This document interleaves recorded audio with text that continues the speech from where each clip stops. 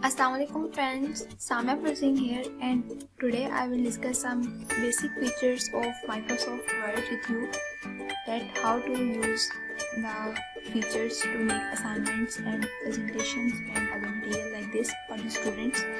So it will be very helpful for you, I hope. So let's go. And in this video I will talk about that how to set the page layout in the Microsoft Word, and we will start. So first of all, we will open the Microsoft Word document.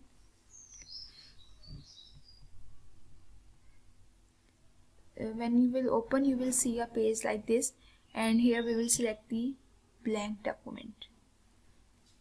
And as you can see, the document is open. So first of all, I will go to the page layout option. The layout option is here, and we will click on it. And we will see a lot of options here like columns, size, orientation and margins, and these all are included in setting of the page layout. And first of all, we will set the page size. I will click on it, and you can see that there are so many options, and the most commonly used are the letter size and the A4 size. But the letter size has a disadvantage that when you print the document, there will be a lot of spacing, and the format will be messed up, so we will not use it and avoid it. And the best is the A4 size, so we will use. Then next we will set the page margins. Page margins are the amount of white spaces around your text of your page, and we will set the normal, because normal is the most commonly used, and I can show you some text so that you can clearly understand. So here is the text, and the page margins is this is the white spaces around your text. This is called page margin. So you can see the difference when we will change the page margin, like we will set the narrow, so the spacing is lesser than the previous one because this is a narrow size. But this is the most efficient, the most commonly used page margin size is normal size. So we have already set it. Next we will set the orientation of page. Orientation has two options like portrait and landscape. The orientation that we already have is portrait, and we can also use the landscape for on the basis of our requirements, and landscape look like this, but we will again change it into portrait size. Then we will go to the page breaks, that how to use the page breaks. So first of all, if we like to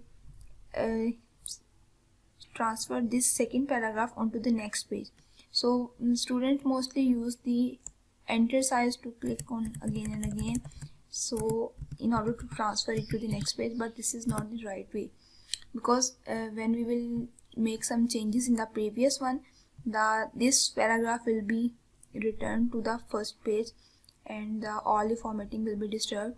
So we will use the page break options, and we will here you can also use enter, control plus enter, and also can page break.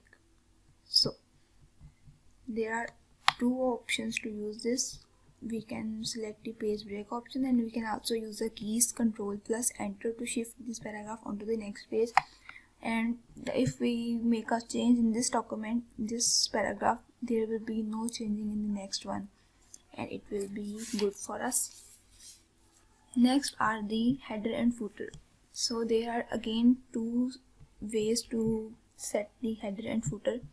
First of all, we will go to the insert, and we can say that here are options of header and footer.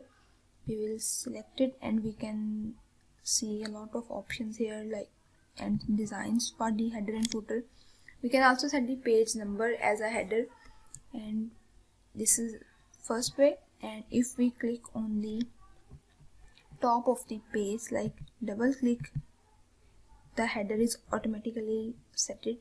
So we will select the page number here. Like if we want to set the page number as a header, I will go for the first option like this, and we can see that all pages are set and they have the page numbers. But if I want that my first page will not have the page number, so I will go to the settings of this and I will select the different first page and click on it, and you can see that this is set. The first page has not the page number, but the remaining pages have. So that's all. This is the way we can use our page layout, and some conditions, according to some conditions, the page layout may be changed, like the size may be changed, orientation or margin may be changed, but these are the most commonly used features of a page layout. So I hope this will help you in understanding the page layout settings, and thank you.